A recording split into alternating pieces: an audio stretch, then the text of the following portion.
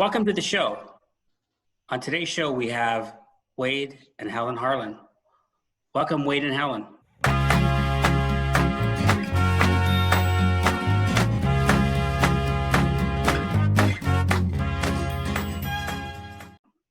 Thank you. Hey.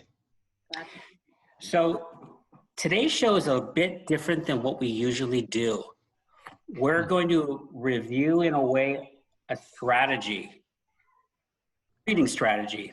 And we're also going to review a book. I don't know if you can see it.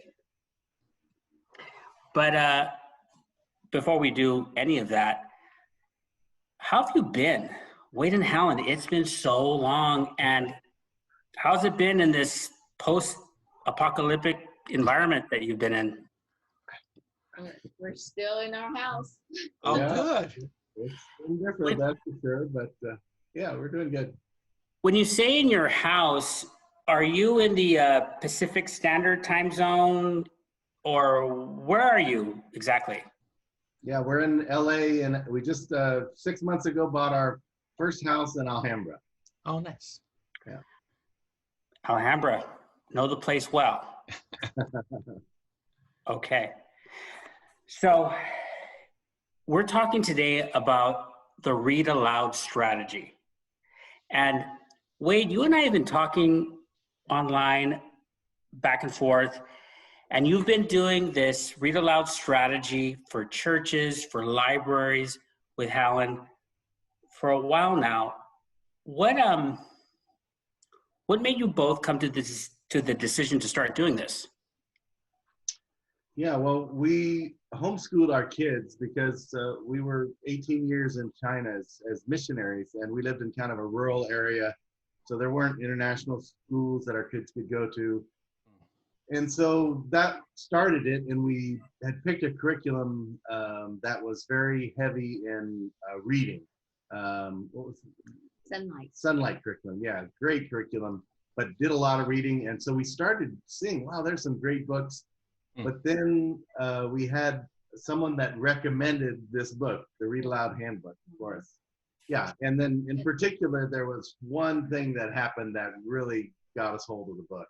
As you know, every kid is different. So when I was teaching my firstborn son, he was slowly maturing into reading. And so there's my second daughter, and she was, answering all the questions. So I thought, no problem. She's just going to move right in. Well, it wasn't quite like that. She was having a little bit more trouble than I thought. And so at one of these homeschool conferences, I was talking to a reading specialist on how to help her in reading. And I waited and waited, and she basically just told me a few things and handed me this book, Read Aloud Handbook. And I thought, I know how to read aloud to my kids. I don't need this. And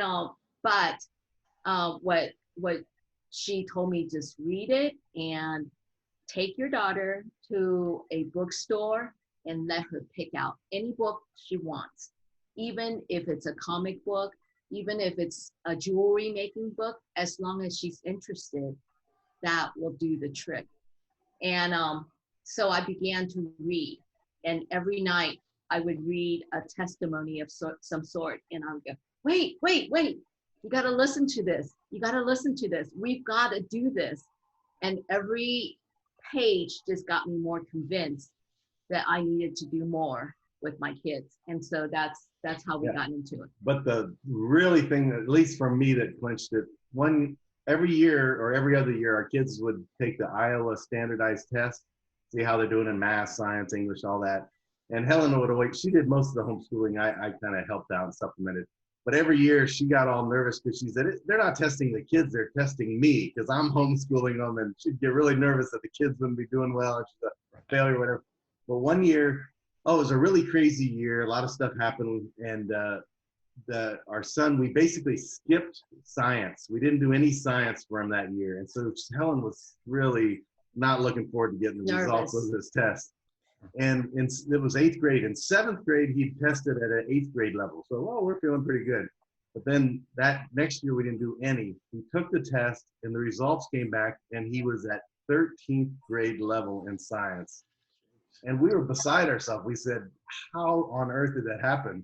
And so we started asking ourselves, what happened? He said, oh, yeah, I didn't tell you, but I've been reading all those books you got me on dinosaurs and science and stars and astronomy. He had just learned it all on his own, unbeknownst to us. And at that moment, we said, man, reading is incredible. We were hooked. Now, how many years was it from Helen, you starting that strategy to him doing well on the test? Was it like just a year, or how long was that time frame?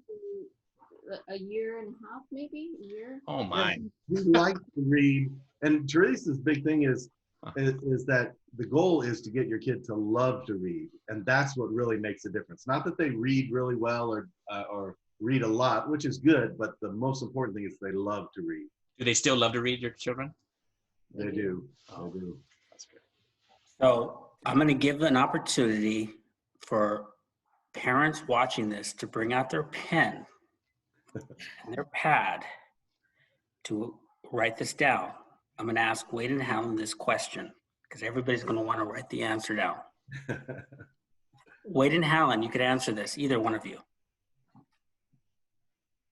Pausing for effect. What is the best SAT prep course? Well,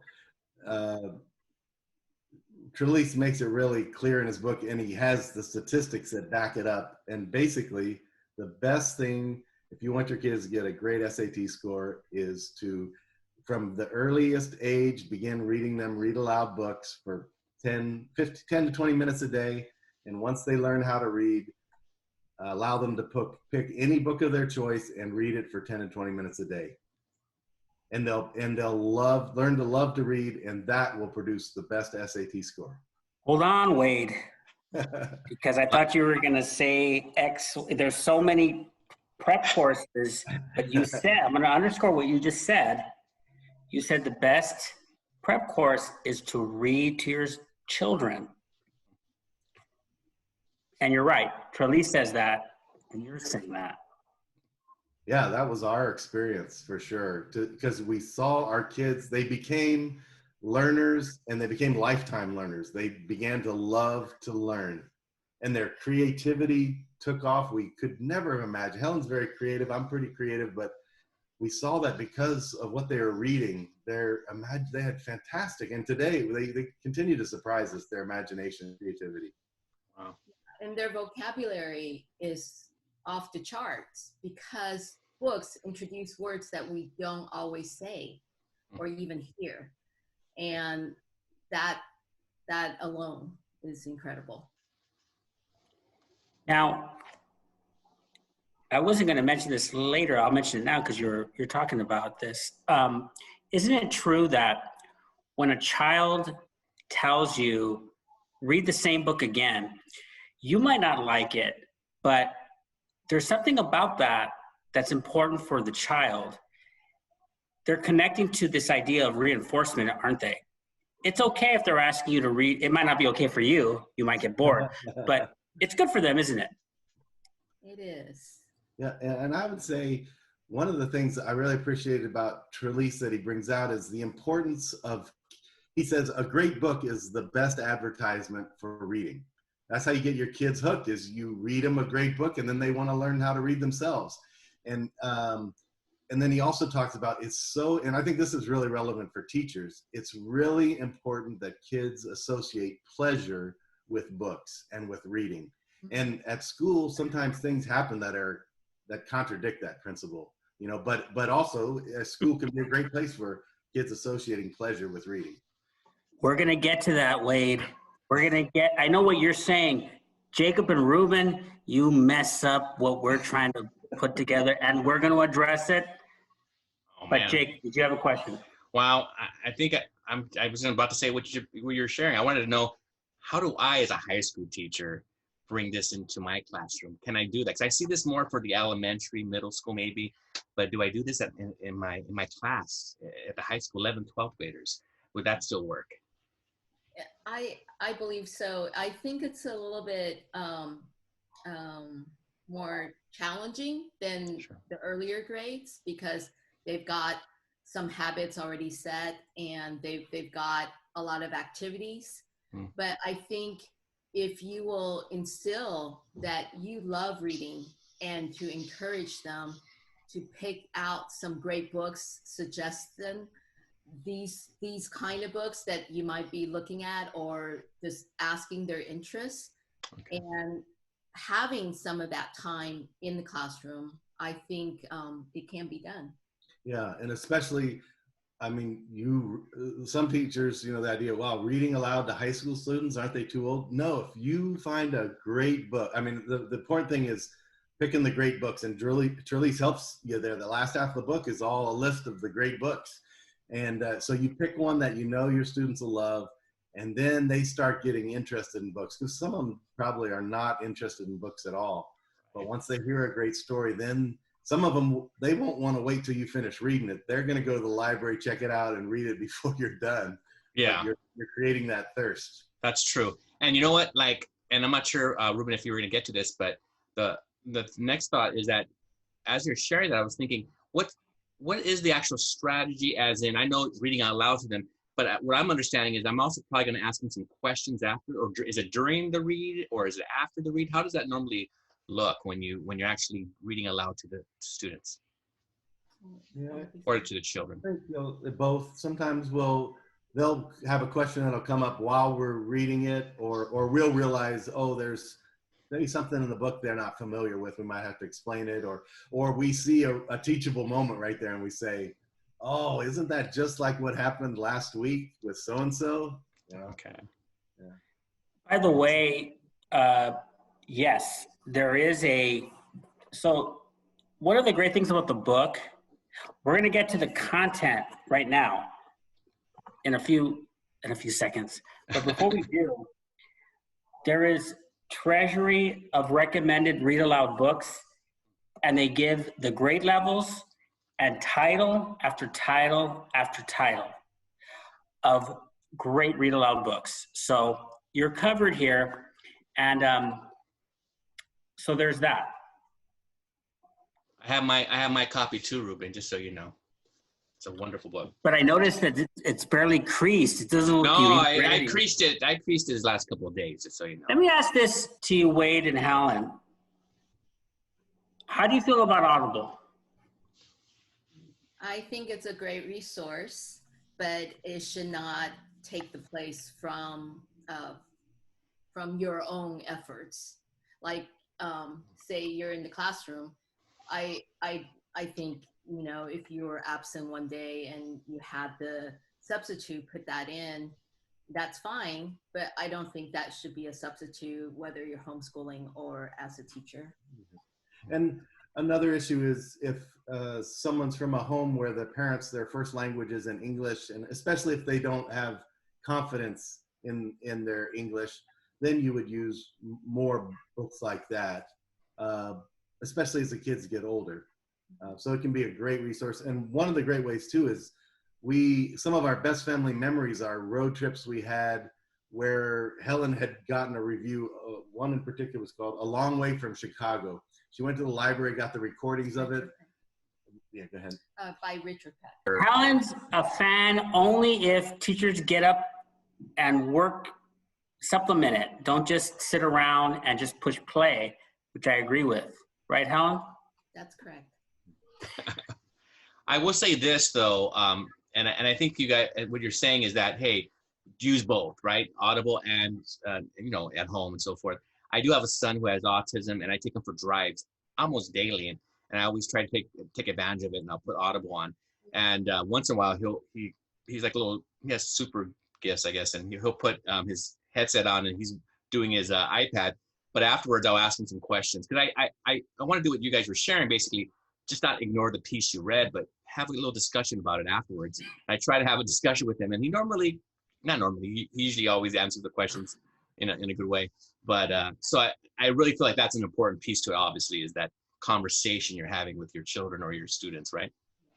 Yes. And I will say, earlier in the process, I would get these books on CD, especially the Lemony Snicket, a series of unfortunate events, and it's a great read aloud. And so I would put it in, and my kids, I allow them to play Legos or draw or paint, and they could do whatever they wanted, but they needed to listen. But they were so interested in stories.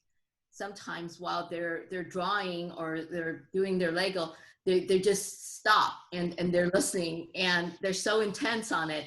And always we have a great discussion afterwards, because at dinner time or playtime, whatever, they'll say, "Oh, Mom, did that really happen?" Or, how can we make that? And the next day I would say, "Okay, you can draw something from the book and do a project, make something." And so it's great. Helen, you're talking like an educator. Obviously, you've been homeschooling your children, so you are an educator. But besides that, have either of you ever taught at the school level? I'm not sure if you shared that. I don't remember you sharing that anytime during your lives. Both of us as singles, we taught English in China. Okay. And then when we went back as a family, we taught at different levels, from after school programs to kindergartens to high school level and college levels. Yeah. Also, we had a agricultural development business where we trained farmers, local farmers. That sounds fun. Wade and Helen, let's get to the book.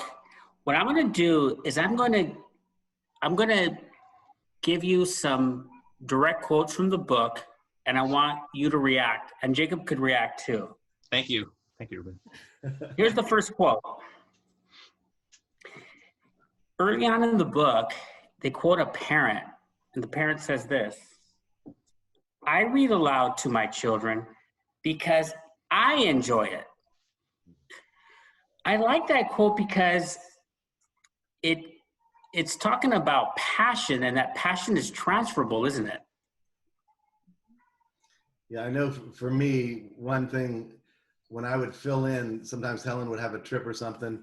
One of my biggest problems was we'd have to read from a certain book every day for maybe 35, 40 minutes. And I'd start reading it. I didn't grow up as a big reader. And I would start reading these books and I would get captivated. I wouldn't put them down. I'd spend the entire day reading the book until it was done because I got so hooked. Wow. So that's a crazy experience. In fact, he would call me and he goes, "Honey, I didn't do any of the curriculums, but we just read." Wow. And I said, "Okay." That's great. That is leading up to the next quote. And to me, it is so strong. And if I learned nothing today, and I learned a lot from Wade and Helen, this book, this quote is helpful for me as a teacher. And here it is. It was a quote from the Commission on Reading from the Department of Education. And some of these experts came up with this conclusion. Here's the quote: "More important than worksheets, homework, book reports, and flashcards is reading aloud to students." And let me say something. That's very hard for a teacher to hear because reading aloud doesn't feel like work, like creating flashcards, giving worksheets. It's hard to just sit back,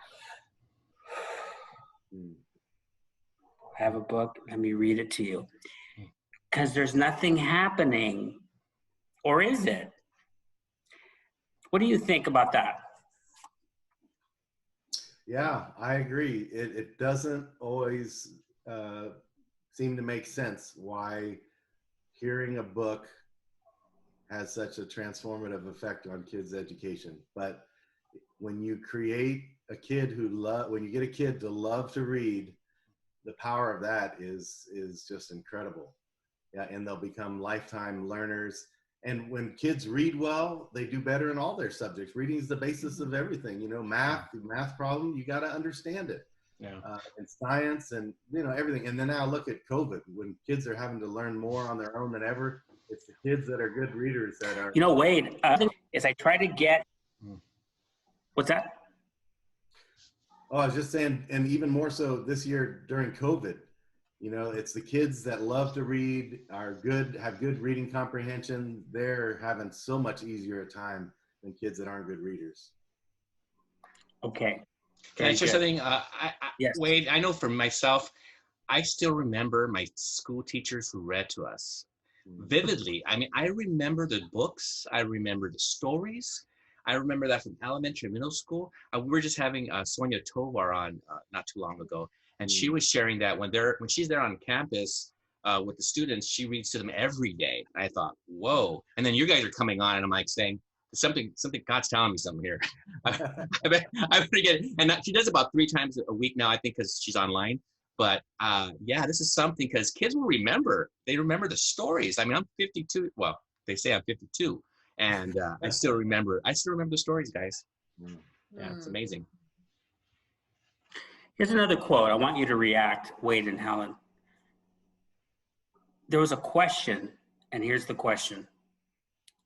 Shouldn't there be a test if class is learning from Read Aloud? Shouldn't there be a test from the class, from that exercise?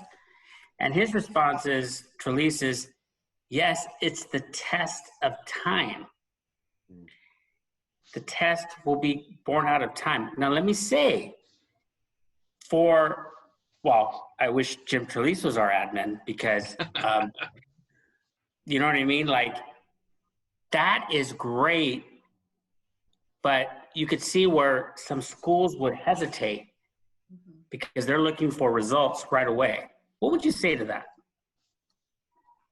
Well, one thing I think of in the book, there's a great section. I think there's 7 or 8 editions of the book now, but he puts it in every one. I believe it's Boston, the Leuenberg Middle School, and how they had it was the worst school. They were going to shut it down, and a principal came in, Thomas O'Neill, who was a believer in reading, and I think it was within 4 years they went from the lowest scores in Boston to the highest, and they did it by his 2 big things he did was just what Trelease says. First, he started by requiring teachers to read to students at the beginning of every day. And then the second year, I believe, he added to that at the end of every day for 10 to 20 minutes, the whole class had to have a book of their choice to read, and the teacher had to read as well during those 10 to 20 minutes. And then they started seeing kids, they would let out of school after that last period. Kids would all have their books. They'd be reading them as they got onto the bus. And it turned around the school in somewhere between 3 and 5 years, they went from the bottom to the top. That's incredible. Yeah. So SSR, for those of you who don't know, silent sustained reading. They cover that. And you know what? I'm an English teacher, and even someone like me who loves reading, who loves this period of SSR, who thinks it's important, always in the back of our mind, sometimes in the back of my mind, I think, but they're not doing anything. They're just reading. Sometimes that will creep in, not often, but the results are in, according to Trelease. And he says the results are good. It's the idea that reading is a skill. And like any skill, the more you practice at it, the better you get at it. So it's good. So what are the components of a strong SSR? Student self-selection. So they have to pick their books. And we're going to talk about this week as well. We're being inspired by this particular podcast about really pitching a book. Sometimes you have to do that. You have to just show them the cover, talk about the first page and so forth. Second thing is student engagement. They're not chatting while they're reading. They're really engaged in it. And that they're accountable for what they've read. Maybe they talk about it afterwards. Maybe you ask them questions and that sort of thing. Any comments about SSR in that regard? Yeah, I agree. I guess one thing I don't think it's always intuitive, the idea that they pick the book. Sometimes you think, oh, I should pick a great book for them, but there's parents, their kids, they're like, my kid's reading Captain Underpants. I mean, come on, how are they getting out, Right. Or comic books. But it turns out, comic books are higher level reading than most adult books, and it requires a lot of higher level thinking. As you look at some of them, you begin to realize that it's really exercising parts of their mind that they don't usually get. And so, yeah, whatever they pick, the goal to remember is they associate pleasure with reading, and they stick with it because it's a pleasurable experience. And you two, as you guys are in this marriage, when I say marriage, I'm married, and it's wonderful. But has this also helped your marriage in regarding like just the books you're reading? You guys talk about them, I assume you guys do read for pleasure, right? And talk about what you're reading.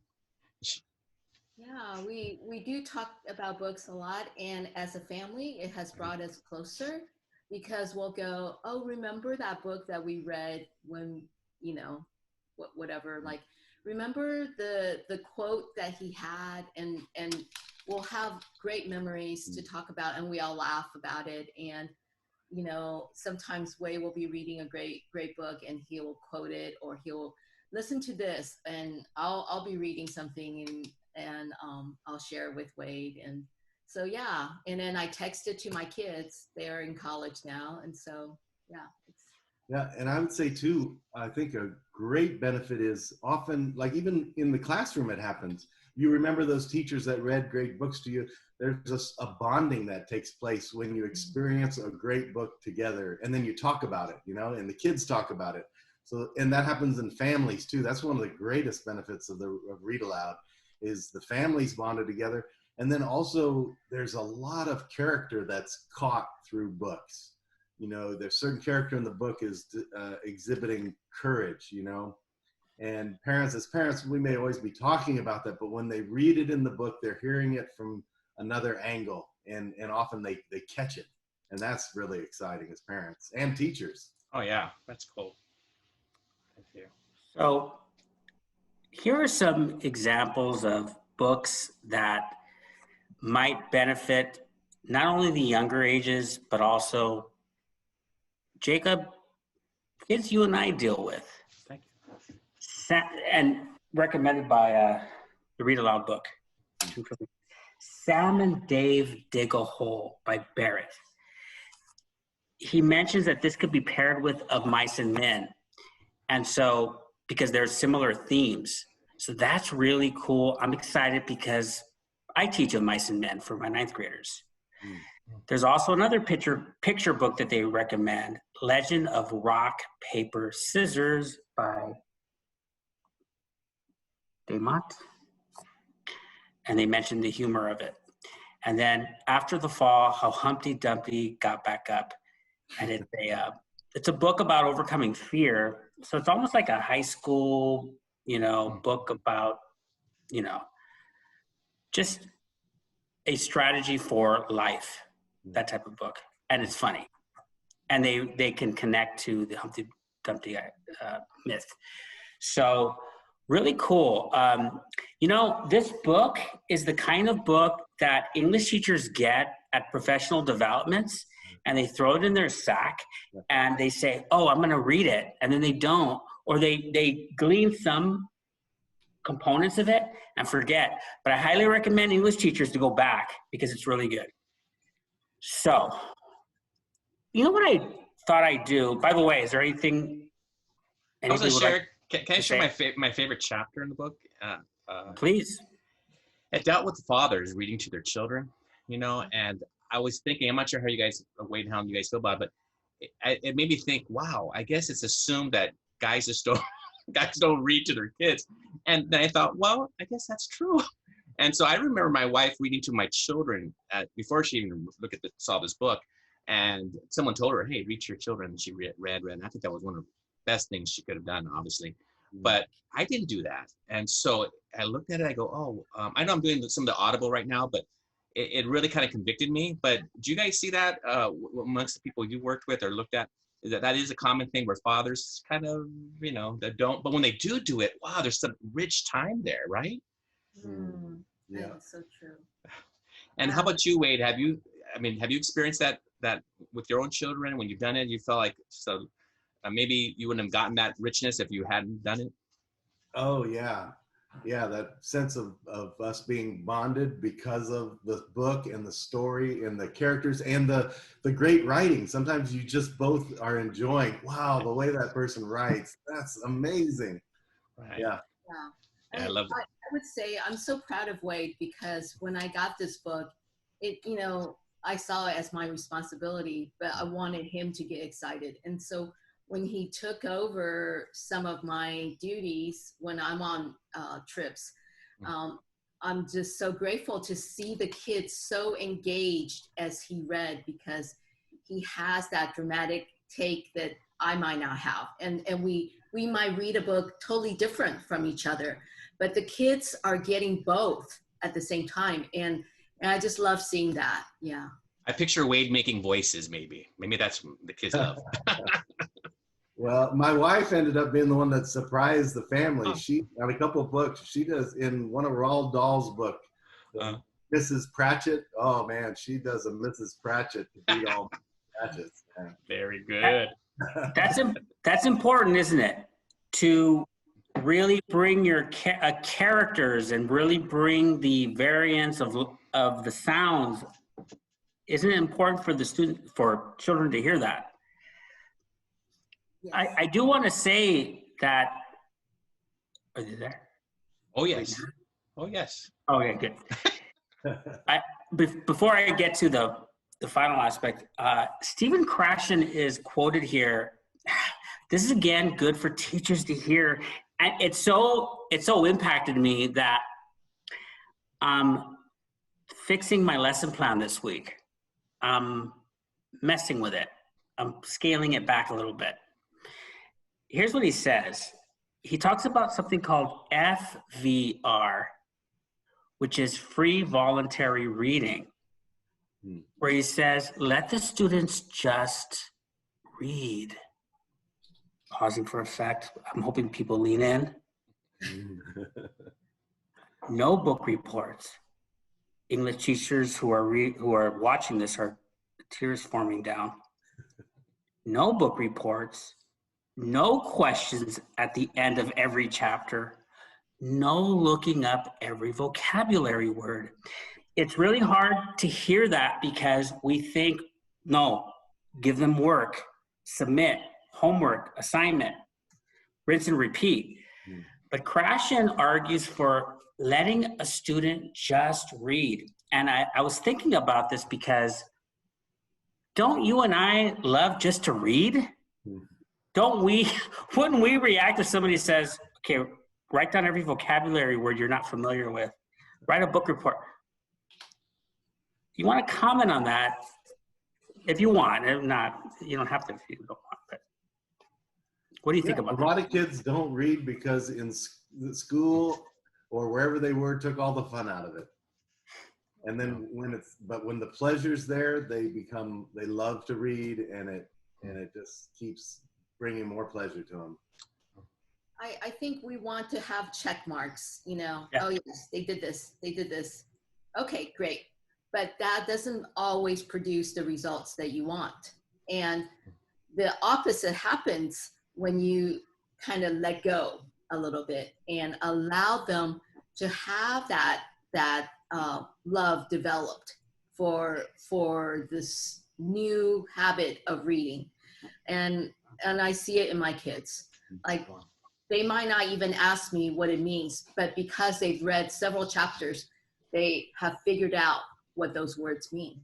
And that's what the statistics say. If you read it 5 times, the meaning will come. And so I saw it on their test scores. And really, you know, when we were missionaries, we did not know what we were doing. And half the time we had to answer to the locals as well as homeschool our kids. And we didn't have the luxury of always a schedule. But when we go out to the farmers, my kids always brought their books, and I didn't have to ask them. They just brought them because they knew that they wanted something to have that they love. My kids kind of shamed me into becoming more of a reader. I got to the point where they were always, we'd watch a movie and then afterwards they'd say, "Oh, the book was a lot better." And I'd go, "What? You read the book?" You go, "Oh yeah, the book is so much better, and the movie left out this part." And that happened so many times. I finally got fed up. And I remember this was about 5 years ago. The book, the movie The Martian was coming out with Matt Damon. And I saw that it was made from a movie. So I went, I said, okay, this time, yeah, I bought the book and I read the book, and then I took the whole family to the movie. And then afterwards I said, oh yeah, the book was way better. You got it. You got it. Oh, Okay. I was gonna ask a question. Because I get stuck with historic. I'm a history guy. I get kind of stuck sometimes in my history books. So I try at least once a year to read a science fiction or just fiction, period. What do you guys, like for fun, what do you like to read though? I'm just curious because I know I hit the biographies, but how about you guys? Yeah, my kids get on me because I still do. I read a lot of self-help books, and because I'm a pastor, I'll read a lot of counseling books and things related to my job. And they're like, "Dad, you don't read anything for pleasure. Come on." Right. You know? So I've taken cues from them. I like to see what are some. Oh, last year I picked out a book for us to all read because Trelease. Also, Sarah McKenzie, she has a podcast on Read Aloud. It's really good. She recommended this book called Okay for Now, and it's geared for high school students. And our whole family really enjoyed it, but that book knocked my socks off. It impacted me so deeply. It has a story about how this boy with a dad who didn't love him, and how he turns out the hero of this story. There's a little bit of romance. He's very courageous at different times, and he brings a lot of change to his family because of his courageous decisions. That book rocked my world. I couldn't believe how deeply it moved me. I'd be reading it to the family and I'd start weeping. You know. Is that Okay for Now? You said the title? Because I gotta get that. Okay for now. Okay for now. Yeah, Thank you. It's a powerful book for high schoolers. Oh, awesome. Okay, thank you. Okay. Anything from you, Helen? Well, I was just going to say a lot of times I like biographies and I really enjoy them. But a lot of times I'll go back to the Read Aloud Handbook and I'll read some of the books that I never read. And just because every recommendation has been good that we have tried, and my kids have really loved them. So thought if they were good enough for the kids, then they're good enough for me. So, Helen and Wade, are you ready for a couple more recommendations? Oh, yeah. Here it comes. So, Trelease mentioned two books that are not only good for younger students, but they go on into high school, that they're strong enough to read aloud to high school students. So, let's be honest. My 11th grade students are they're practically adults. They're very borderline cynical. So I think if I could reach them, I could probably reach you.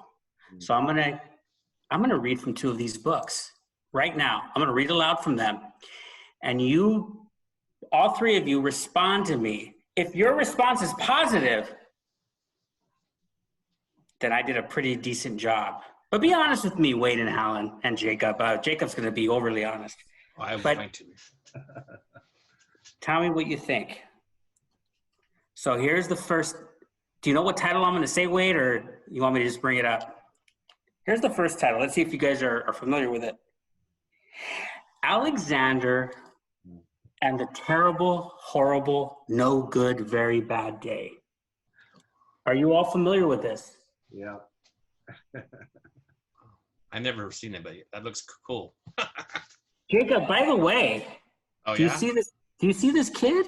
It looks a little bit like your son, Orion, Yeah, it does, actually. except with red hair. Your Orion doesn't have red hair. Yeah. Okay, here we go. Are you ready?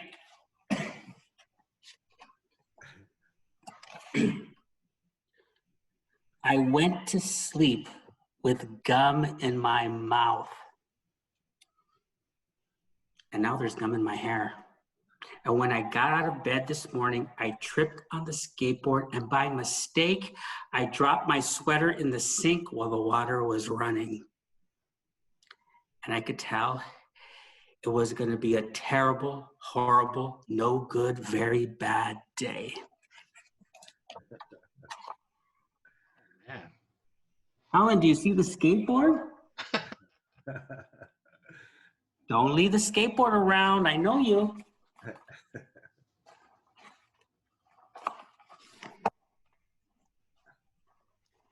At breakfast, Anthony found a Corvette Stingray car kit in his breakfast cereal box. And Nick found a junior undercover agent code ring in his breakfast cereal box. But in my breakfast cereal box, all I found was breakfast cereal. I want to move to Australia. See that? It's got the cereal box. He wants to move to Australia. Have any of you heard of Australia or been there? Wade, Helen? I've heard of it, yes. Yes. I hope to go there someday. Kangaroos, I know. One last page, because I know you're. In the carpool, Mrs. Gibson let Becky have the window seat. Audrey and Elliot got seats by the window too. I said I was being scrunched. I said I was being smushed. I said, if I didn't get a seat by the window, I am going to be car sick. No one even answered. I could tell it was going to be a terrible, horrible, no good, very bad day. I felt like Jack Nicholson just read to us. I'll take that. Wait, oh, He's a multi-million-dollar Oscar winner. I'll take that any day he's of the got week. some money. Before you give me your review, Wade and Helen, I know you're ready to pounce on me and say, I would do this different. Hold on. There's one more book. We're only going to read one quick page from it. That's not even a whole page. It's like a half a page. And you might have heard of this. Well, you both have heard of that last one, but maybe you haven't read it. And he says this also appeals to younger to older. Let me just give you the. Do you see it? Oh, yes. Oh, yeah. Who's the author, Jacob? Is it Shel Silverstein? Hey-o! No? Oh, you didn't say it in time. Shel Silverstein is right, but I wasn't happy the way you. Oh, man. Yeah. No mercy. Yeah. I know. It must be tough being in this class. Here's the first poem. It's titled The Toucan. Tell me, who can catch a toucan? Lou can. Just how few can ride the toucan? Toucan. What kind of goo can stick you to the toucan? Glue can. Who can write some more about the toucan? You can. One more poem for you. The Planet of Mars. on the planet of Mars. Hey. They have clothes just like ours. And they have the same shoes and the same laces. And they have the same charms and the same graces. And they have the same heads and the same faces, but not in the very same places. And so here's the picture where, you know, they have the, you get what I'm saying? They have the, they have Oh, geez. Oh, this is horrific. This is horrific. And this is a toucan. And so Wade and Helen, be honest, how did I do reading aloud to you all? Was I a complete disaster? Wonderful. Yes, that was great. And that's the sign of a great read aloud is when the adults enjoy it as much, if not more, than the kids. Yeah. Yeah, you know that's a classic right then. Yeah. I'm so grateful that you're easier on me than I was my brother Jacob, because I'm very sensitive. Yes. I'm a little sensitive too. Can I do something since we're reading books? We made a discovery just this week. Trelease, Yes. we had to get a gift for somebody. And we looked on Trelease. He said, oh, this is the best book of nursery rhymes. We're like, nursery rhymes? Oh, okay, well, let's get it. So we get it. The book comes. The illustrations are fantastic. It's called Why don't you show The us? Little Dog Laughed. Oh, my. And it's got traditional nursery rhymes illustrated by Lucy Cousins, who's got a really cool style. So we're going through it. The first poem, the second one's Humpty Dumpty. I'm like, okay, Humpty Dumpty. I get to the third one. Let me read it to you. Now, this is a nursery rhyme. I guess you're reading this to little kids. Okay, this is how it goes. And it's British, so a lot of the things don't rhyme unless you say them in the British way or whatever. So, oranges and lemons, say the bells of St. Clement's. You owe me 5 farthings, say the bells of St. Martin's. When will you pay me, say the bells at Old Bailey. When I grow rich, say the bells at Shoreditch. When will that be, say the bells at Stepney. I'm sure I don't know, says the great bell at Bow. Here comes a candle to light you to bed. Here comes a chopper to chop off your head. Jeez. What's going on with you guys? There it is right there, you know. I fell out of my chair when I read that. But That would be, you know, there are certain little boys that will ask for that poem over and over, and they'll say, and the dad will go like, and here comes the chopper to chop off your head, and the kid will love. I mean, it is kind of perverted and messed up. that's a nice one for Halloween, where you just come up and just have fun, and then all of a sudden you get dark, and students love that kind of stuff. So, well, this has been very unusual for Pod and Deliver, but in all the right ways. I want to say, Wade and Helen, thank you for reaching out to us, because Yes. this has been an education for me. It's been a review in some ways, but an exploration of new territory in other ways. And thank you. Yes, thank you for your friendship and for this time today at Pod and Deliver. No, thank you guys. That was fun. Yeah, we're grateful. Thank you for allowing us to have this time with you. Absolutely. So, everybody, we'll see you next time. Goodbye. Bye, guys. Bye.